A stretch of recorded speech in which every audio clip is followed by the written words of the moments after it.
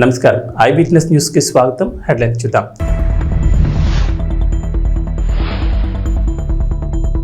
ఉచితాల కోసం ప్రజలు ఎదురుచూసే పరిస్థితి రాకూడదు.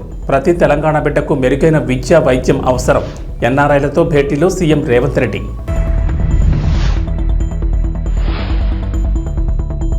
ఏపీలో వాలంటీర్లకు మరో షాక్. సాయంత్రం వరకు సర్కార్ డెడ్లైన్, వెంటనే వాటిని తొలగించాలని ఆదేశం.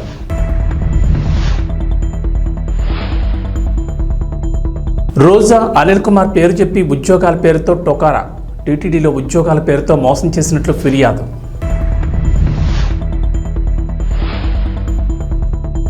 తెలంగాణకు వర్ష సూచన. పలు జిల్లాల్లో మోస్తరు వర్షాలు, భారీ వర్షాలకు ఛాన్స్ లేదన్న వాతావరణ శాఖ. తెలంగాణలో పెట్టుబడులు తీసుకురావడమే లక్ష్యంగా సీఎం రేవంత్ రెడ్డి ఐటీ మంత్రి దుద్దిళ్ల శ్రీధర్బాబుతో ఉన్న బృందం 10 రోజుల అమెరికా పర్యటనకు వెళ్లిన సంగతి తెలిసిందే. యుఎస్ పర్యటనలో సీఎం రేవంత్ బిజీగా గడుపుతున్నారు. భారత కాలమానం ప్రకారం ఆదివారం రాత్రి న్యూజెర్సీలోని ఎన్ఆర్ఐలతో సీఎం రేవంత్ రెడ్డి భేటీ అయ్యారు. ఈ సందర్భంగా మాట్లాడిన రేవంత్, తెలంగాణలో కాంగ్రెస్ గెలుపుకు ఎన్ఆర్ఐల కృషి చాలా ఉందని అన్నారు. ప్రత్యేక రాష్ట్రం మిగులు బడ్జెట్తో ఉన్న రాష్ట్రాన్ని అప్పుల రాష్ట్రంగా మార్చిన 10 ఏళ్ల విధ్వంస తెలంగాణను అభివృద్ధి చేయాలంటే ఎన్ఆర్ఐల సహకారం చాలా అవసరమన్నారు. తెలంగాణ ఆర్థికంగా దృఢంగా అభివృద్ధి చెందాలంటే ఉచితాలు మంచివి కావని సీఎం రేవంత్ అభిప్రాయపడ్డారు. కానీ ప్రస్తుతం కొందరి పేదలకు, అర్హులకు ఉచితాలు అవసరమని చెప్పారు. ప్రతి ఒక్కరికి ఉద్యోగ అవకాశం కల్పించాలని, చేతి వృత్తులను ప్రోత్సహించి ప్రభుత్వం ఇచ్చే ఉచితాల కోసం ప్రజలు ఎదురుచూసే పరిస్థితి రాకుండా చేయడమే తమ లక్ష్యమన్నారు. ప్రతి తెలంగాణ బిడ్డకు మెరుగైన విద్య వైద్యం అవసరమని సీఎం రేవంత్ వ్యాఖ్యానించారు. రాష్ట్రానికి ఆదాయ మార్గాలు సమకూర్చినప్పుడే ఏదైనా సాధ్యమన్నారు. పెట్టుబడులు పెట్టడానికి సహకరించండి. హైదరాబాదు తెలంగాణ రాష్ట్రం భారతదేశంలో ఉన్న 29 రాష్ట్రాలలో ఒక రాష్ట్రం కింద మీరు పరిగణించకండి. చాలామందికి ఆంధ్రప్రదేశ్తోనో, బెంగళూరుతోనో, తమిళనాడుతోనో తెలంగాణ, హైదరాబాద్ పోటీ పడుతుందని అంటున్నారు. నేను అట్లా అనుకోవడం లేదు. నేను తెలంగాణ రాష్ట్రాన్ని ప్రపంచంతోనే పోటీ పడాలనుకుంటున్నాను. పెట్టుబడిదారులు ఎవరు వచ్చినా రెడ్ కార్పెట్ వెల్కమ్ చేయడానికి రాష్ట్ర ప్రభుత్వం సిద్ధంగా ఉంది. మీ పెట్టుబడులకు మాది గ్యారంటీ. మీ పెట్టుబడులకు లాభసాటిగా మీకు సహకరించడానికి రాష్ట్ర ప్రభుత్వం పాలసీలను తీసుకొస్తుంది. సమస్యల మీద మాట్లాడమంటే మేము మాట్లాడాం, పోడియం దగ్గరకు వచ్చి మేము ధర్నా చేస్తాం, మమ్మల్ని మార్షల్స్ను పెట్టి బయటపడేయండి, మీరు చెప్పే కఠోరమైన నిజాలు వినడానికి మేము సిద్ధంగా లేము అన్నట్టుగా ప్రతిపక్ష పార్టీ వ్యవహరించింది. శాసనసభలో జరుగుతున్న చర్చలలో పాల్గొనకుండా తప్పించుకునే ప్రయత్నం చేసిన ఎవరిని బయటికి వదలలేదు.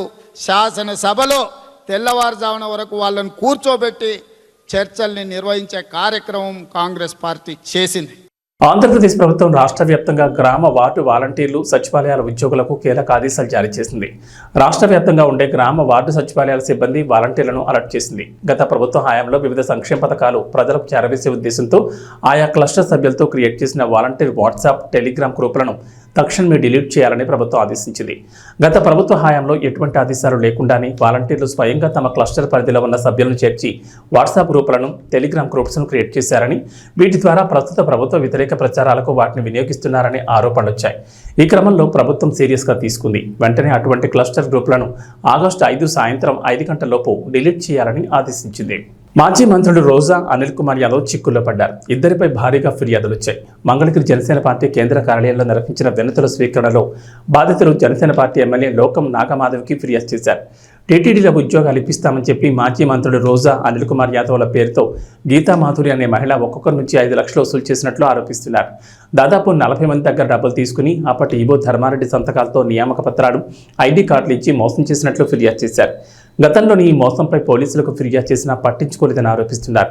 తాము చెల్లించిన 5 లక్షలు తిరిగి ఇప్పించి తమకు న్యాయం చేయాలని వారు రిక్వెస్ట్ చేశారు. ఈ విషయంపై ఎమ్మెల్యే నాగమాధవి వెంటనే విజయవాడ పోలీస్ కమిషనర్తో ఫోన్లో మాట్లాడారు. బాధితులకు న్యాయం చేయాలని, నకిలీ నియామక పత్రాలపై విచారణ చేపట్టాలన్నారు.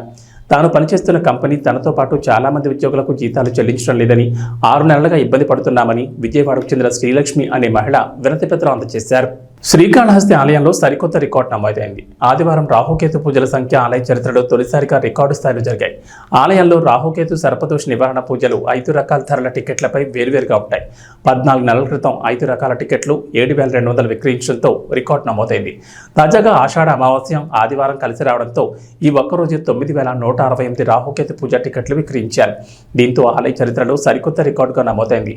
ఉదయం నుంచి సాయంత్రం వరకు ముక్కంటి ఆలయంలోని రాహుకేతు మండపాలు భక్తులు రద్దీతో కిక్కిరిసిపోయాయి.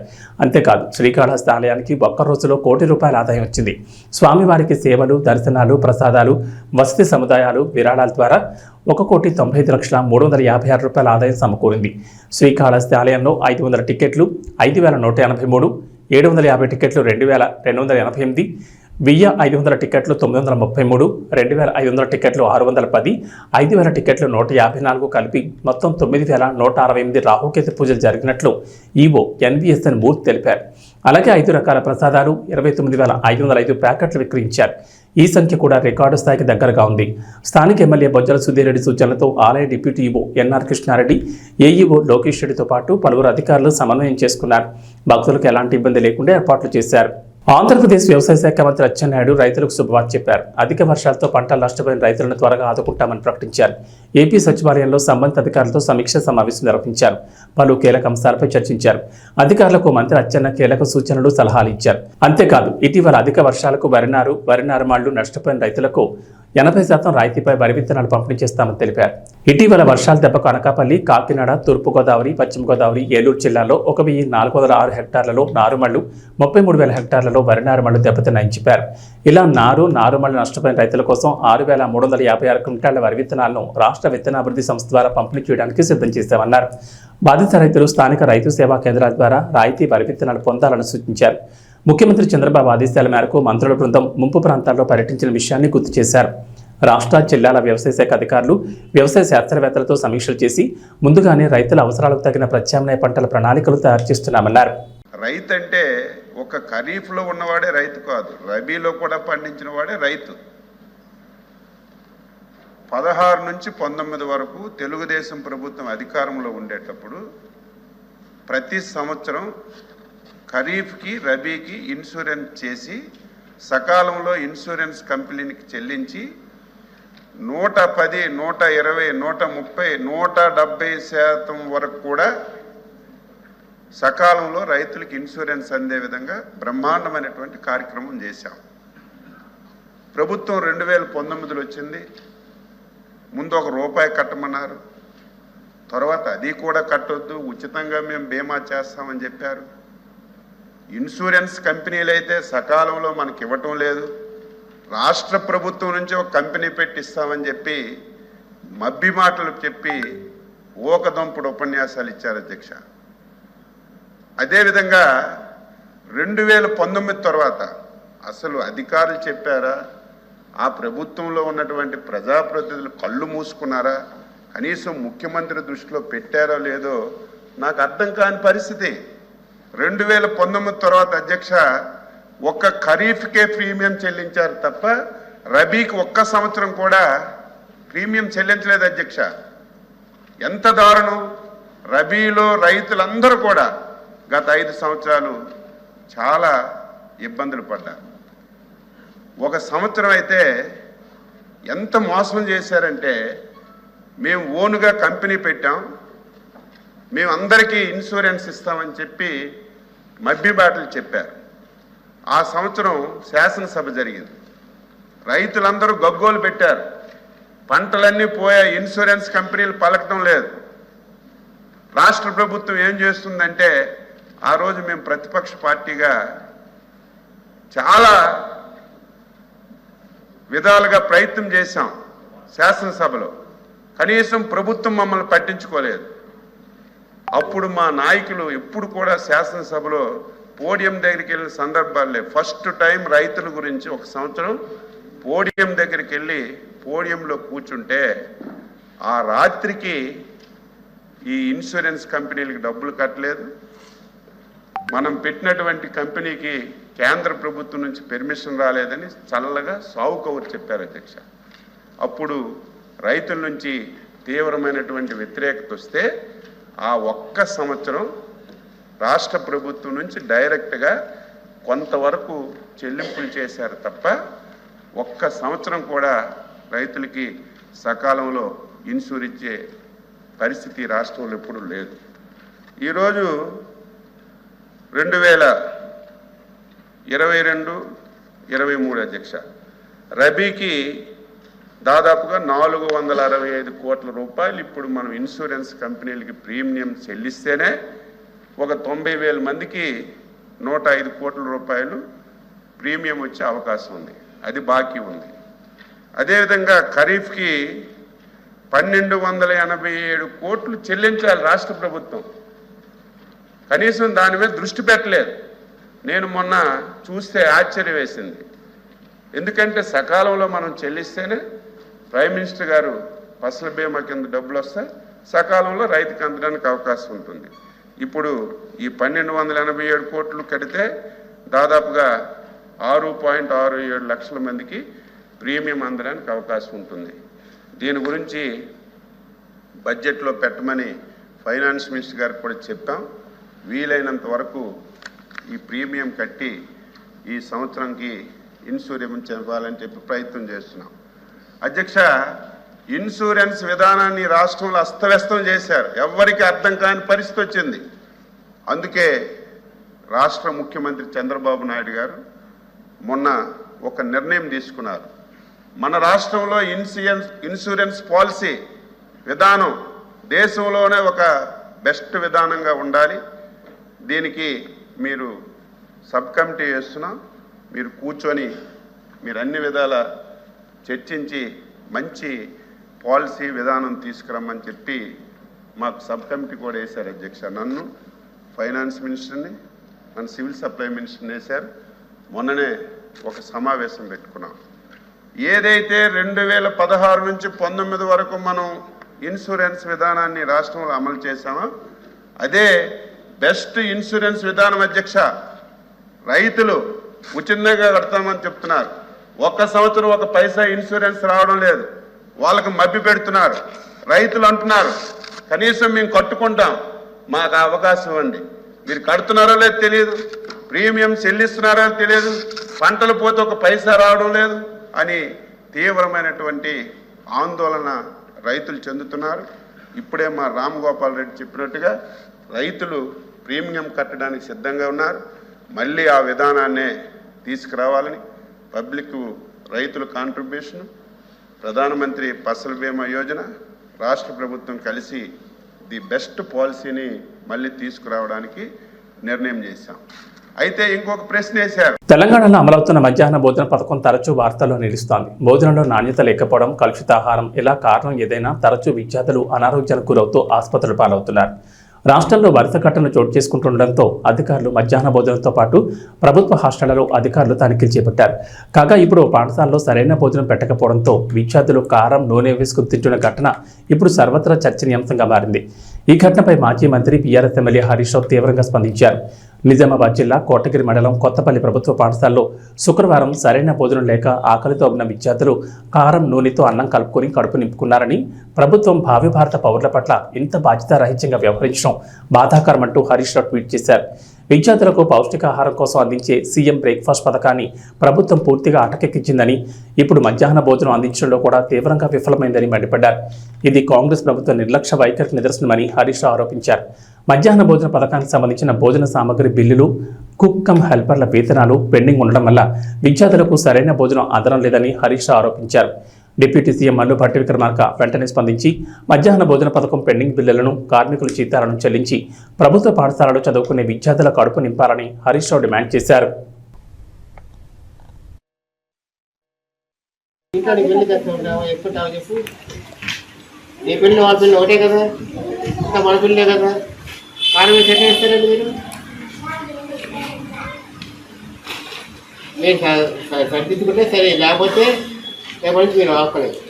బోనాల పండుగ సందర్భంగా మహేశ్వరం నియోజకవర్గం బడంగ్పేట్ మున్సిపల్ కార్పొరేషన్ పరిధిలోని కుర్మన్గూడలో ఉన్న బంగారు మైసమ్మ దేవాలయాన్ని సందర్శించారు డిప్యూటీ సీఎం భట్టి విక్రమార్క. వేద పండితులు ప్రత్యేక పూజలు నిర్వహించి తీర్థప్రసాదాలు అందజేశారు. ఈ సందర్భంగా ఆలయం వద్దకు వచ్చిన కాసువాగు రైతులు, ఇతర సమస్యలు ఉన్నవారు డిప్యూటీ సీఎంకి వినతిపత్రాలు అందజేశారు. వినతిపత్రాలు తీసుకుని వారి సమస్యలను పరిశీలించి సంబంధితాధికారులతో విచారణ చేయించి చర్యలు తీసుకుంటానని హామీ ఇచ్చారు.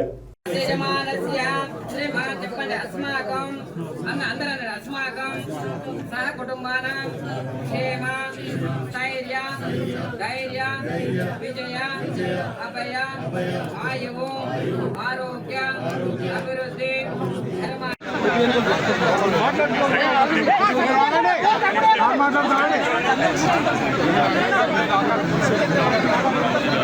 మాట్లాడాలి.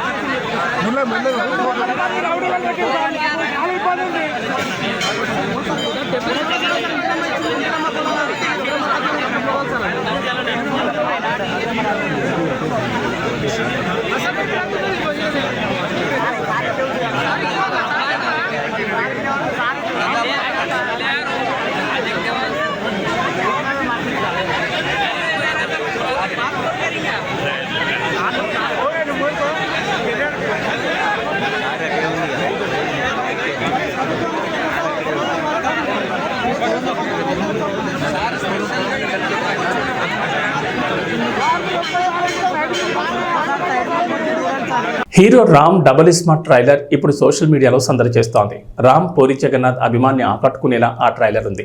ట్రైలర్ చూస్తుంటే ఇస్మార్ట్ శంకర్ మాదిరిగానే కనిపిస్తోంది. ఈసారి సంజయ్ దత్తును పెట్టి పూరి ఏదో కొత్తగా ట్రై చేసినట్లు అనిపిస్తోంది. ట్రైలర్ లాంచ్ ఈవెంట్ను ఆదివారం వైజాగ్లో నిర్వహించిన సంగతి తెలిసిందే. ఈ ట్రైలర్ లాంచ్ ఈవెంట్కు దర్శకుడు పూరి జగన్నాథ్, నిర్మాత చార్మి ఇద్దరూ డుమ్మా కొట్టేశారు. ట్రైలర్ లాంచ్ ఈవెంట్లో రామ్ మాట్లాడుతూ ఇస్మార్ట్ శంకర్ రోజుల్లోకి వెళ్ళాడు. గోవాలో స్క్రిప్ట్ రాస్తున్న టైంలో తనను అక్కడికే రమ్మన్నాడట పూరి జగన్నాథ్. ఎలాంటి సినిమా చేద్దామని చర్చించుకుంటున్న టైంలో ఓ 10 ఏళ్ల పాటు గుర్తుండిపోయే పాత్రను ఇవ్వండని అడిగారట రామ్. అప్పుడే ఇస్మార్ట్ శంకర్ క్యారెక్టర్ను డిజైన్ చేశారట. ఇది ఒక మెంటల్ మాస్ క్యారెక్టర్ అని అన్నాడు రామ్. ఆ క్యారెక్టర్ గురించి రాస్తున్నప్పుడు ఆయన చెబుతున్నప్పుడే ఫుల్ ఎగ్జైట్ అయ్యాను. నేను ఎగ్జైట్ అయిన దాంట్లో ఆడియన్స్ 10% ఎగ్జైట్ అయినా చాలు హిట్ అవుతుందని అనుకున్నా. అలానే ఇస్మార్ట్ శంకర్ అయింది.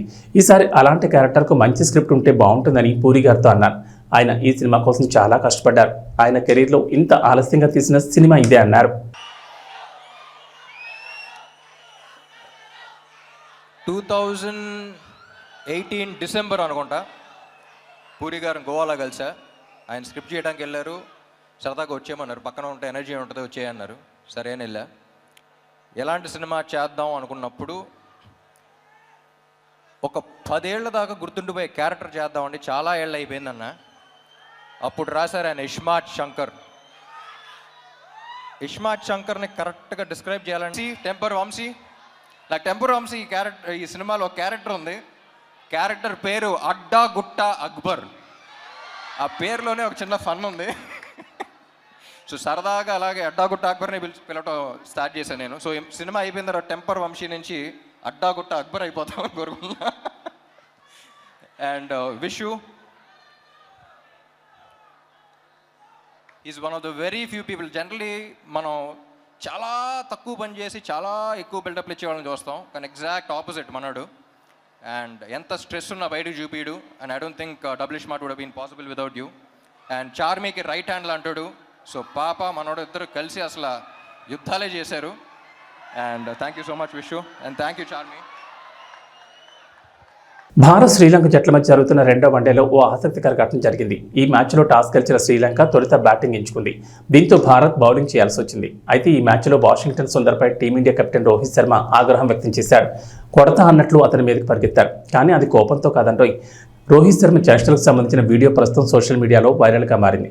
అసలు ఏం జరిగిందంటే శ్రీలంక బ్యాటింగ్ సందర్భంగా టీమిండియా స్పిన్నర్ వాషింగ్టన్ సుందర్ 32వ ఓవర్ బౌలింగ్ చేసేందుకు సిద్ధమయ్యాడు. తొలి బంతిని బాగానే వేశాడు. కానీ రెండో బంతి వేసే ముందు ఏమైందో ఏమో కానీ 2 సార్లు బంతి వేసేందుకు వచ్చి ఆగిపోయాడు. రన్అప్ చేస్తూ రావడం తీరా వికెట్ల దగ్గరకు వచ్చి ఆగిపోయాడు. తొలిసారి రన్అప్ లెంగ్త్ మిస్ అయ్యి రెండోసారి అదుపు తప్పి బంతిని వేయలేదు. అయితే స్లిప్లో ఫీల్డింగ్ చేస్తూ ఇదంతా గమనిస్తున్న కెప్టెన్ రోహిత్ శర్మ తనదైన శైలిలో స్పందించాడు. స్లిప్లో ఫీల్డింగ్ చేస్తున్న రోహిత్ వాషింగ్టన్ సుందర్ను కొట్టేందుకు పరిగెత్తుకుంటూ వచ్చాడు. కొట్టేస్తా నిన్ను అన్నట్లు వార్నింగ్ ఇచ్చాడు. కెప్టెన్ రోహిత్ శర్మ వార్నింగ్ చూసి వాషింగ్టన్ సుందర్ నవ్వుకున్నాడు. వికెట్ కీపర్ కేఎల్ రాహుల్ సైతం నవ్వుకున్నాడు. ఈ వీడియో ప్రస్తుతం నెట్టింట వైరల్గా మారింది. తెలంగాణలో గత 15 రోజులుగా వర్షాలు కురుస్తూనే ఉన్నాయి. జూన్ మాసంలో అడపాదడపా వర్షాలు కురిసినా జూలైలో మాత్రం వర్షాలు దంచుకొడుతున్నాయి. బలమైన నైరుతి రుతుపవనాలు అల్పపీడన ప్రభావంతో జూలై 3వ వారం నుంచి తెలంగాణ వ్యాప్తంగా విస్తారంగా వర్షాలు కురిశాయి. భారీ వర్షాలకు రాష్ట్రంలో వట్టిపోయిన వాగులు వంకలు ప్రస్తుతం పొంగి పొర్లుతున్నాయి. గతంలో అడిగట్టిన జలాశయాలు చెరువులు నిండుకుండలు తలపిస్తున్నాయి.